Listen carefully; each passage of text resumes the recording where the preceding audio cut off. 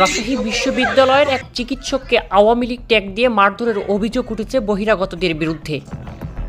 বুধবার দুপুরে বিশ্ববিদ্যালয়ের চিকিৎসা কেন্দ্রের 23 নম্বর কক্ষে ঢুকে তাকে মারধর করা হয়। মারধরের পর চিকিৎসককে বিবস্ত্র করে ফেলা হয়।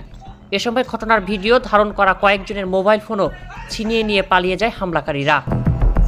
ভুক্তভোগী চিকিৎসক মোহাম্মদ গোলাম আজম ফয়সাল অভিযোগ করে বলেন, একজন প্রথমে এসে আমার পরিচয় নিশ্চিত করে চলে যায়। কিছুক্ষণ পর কয়েকজন এসে বলে আমি নাকি আওয়ামী লীগের আমলে চাকরি পেয়েছি।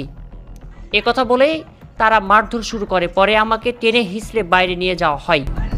কেউ এগিয়ে আসেনি, তারা হুমকি দিয়েছে চাকরি ছেড়ে দিতে হবে। তিনি আরও বলেন, আমি বিশ্ববিদ্যালয়ের পাশেই ভাড়া থাকি, এখানে কাউকে চিনি না, কাকে আসামি করে মামলা করব বুঝতে পারছি না, চরম নিরাপত্তাহীনতায় ভুগছি। চিকিৎসা কেন্দ্রের প্রধান মাফরুয়া সিদ্দিকা লিপি বলেন, ফয়সাল নামে যাকে মারধর করা হয়েছে সে আওয়ামী লীগের মিছিল মিটিং করত বলে শুনেছি। এ ঘটনায় আমরাও আতঙ্কিত। প্রশাসনকে আমরা পুলিশের নিরাপত্তার কথা জানিয়েছি। এভাবে চলতে থাকলে মেডিকেলে তালা দিতে হবে। তিনি আরও বলেন, এখানে সিসি ক্যামেরা না থাকায় কাউকে চেনা যায়নি, তবে ঘটনার সময় কয়েকজন ভিডিও করছিল, তাদেরও ফোন হামলাকারীরা নিয়ে গেছে। চিকিৎসা কেন্দ্রের সূত্রে জানা গেছে হামলাকারীরা ঘটনার সময় মোবাইল ফোনে ভিডিও করছিলেন, এমন কয়েকজনের ফোনও ছিনিয়ে নিয়ে গেছে। হামলার পর চিকিৎসককে বিবস্ত্র করার চেষ্টাও করা হয় বলে অভিযোগ রয়েছে। বিশ্ববিদ্যালয়ের প্রক্টর অধ্যাপক মাহবুবুর রহমান বলেন, ঘটনাটি অত্যন্ত দুঃখজনক ও অগ্রহণযোগ্য।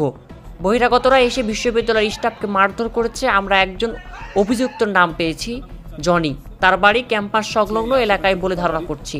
পুলিশ তার নেতৃত্বে এই কাজটা করেছে। এখানে যারা মোবাইলে ভিডিও করেছে তাদের মোবাইলগুলোও ছিনতাই করে নিয়ে যাওয়া হয়েছে। তো আমরা পুলিশ প্রশাসনের সহায়তায় আমরা তাদের বিরুদ্ধে ব্যবস্থা নেওয়ার যা করা দরকার বিশ্ববিদ্যালয়ের পক্ষ থেকে প্রতিটা পদক্ষেপেই শক্তভাবে সেই অ্যাকশন নিতে চাচ্ছি। বিশ্ববিদ্যালয়ের উপাচার্য অধ্যাপক সালেহ হাসান নকিব বলেন, আমি এখনই বিষয়টি জানতে পারলাম। প্রক্টরকে বিস্তারিত জানাতে বলেছি। ক্যাম্পাসের সার্বিক নিরাপত্তা জোরদারের পুলিশ প্রশাসনের সঙ্গে আমাদের বৈঠক হয়েছে।